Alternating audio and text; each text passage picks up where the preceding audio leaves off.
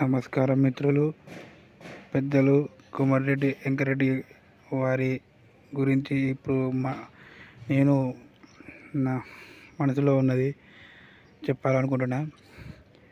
కోమటిరెడ్డి వెంకరెడ్డి గారు చాలా మంచివారు. పేదలను ఆదుకోవడంలో ఇంత ఇంత మించిన నాయకుని చూడలేదు. కోమటిరెడ్డి వెంకరెడ్డి గారు ప్రతి పేదవాళ్ళకు చాలా మందికి సాయం చేస్తారు. తనను నల్గొండలో కుట్ర చేసి ఓడిపిస్తే మేము మా భువనగిరికి మేము ఎంపీని చేసుకున్నాం. మాకు ఒక్కొక్కసారి ఇంత మంచి నాయకుడు మాకు ఉండడానికి మాకు గర్వంగా ఉంటుంది.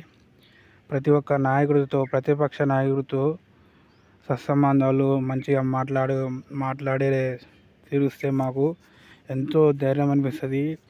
ఇంత మంచి నాయకులు మా జిల్లాలో ఉన్నారని చాలా మంచిగా అనిపిస్తుంది. ఎందుకంటే ప్రతి ఒక్క నాయకుడు అంటాడు, ప్రతి ఒక్క నాయకుడితో సత్సంబంధం ఉంటే అభివృద్ధికి చేస్తారు.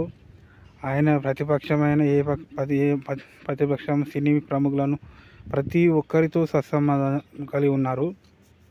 నాకు గొప్పగా అనిపించే విషయం ఏంటంటే, ఈ దేశ ప్రధాని తన కలిశారంటే మా ఎంపీ గారు ఈ దేశ ప్రధాని అంత మంచిగా రిసీవ్ చేసుకోవడం, దేశ ప్రధాని మా ఎంపీని తీసుకోవడం అంటే అంతటి విలువలు గల నాయకులు కోమటిరెడ్డి గారు.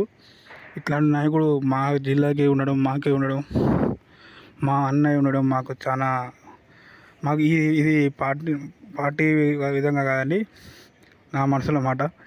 ఏ పార్టీ అయినా మా కోమటిరెడ్డి గారు ఈయనను అంత ఐకమత్యంగా ఎవరు ఉండరు. ప్రతి ఒక్క నాయకుడు దేశ ప్రధాని కలవడం అంటే మామూలు ముచ్చట కాదండి.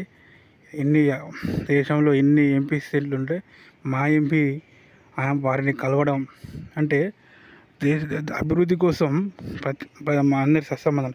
కానీ దేవుడు మా అన్నగారికి తీరని శోకం పెట్టారు. కొడుకు నడమంత సాగు. అయినా కానీ ప్రజాసేవ మానలేదు. చూడండి, ఇంత మంచిగా సత్సంబంధాలు ఎవరు. మాజీ ముఖ్యమంత్రి కేసీఆర్ గారితో కూడా ప్రతి ఒక్క అంటే అభివృద్ధి కొరకు స్వార్థపరంగా అభివృద్ధి కొరకు ప్రతి ఒక్క నాయకుడితో చూడండి, దేశ ప్రధానితో ఎంత సత్సంబంధాలని.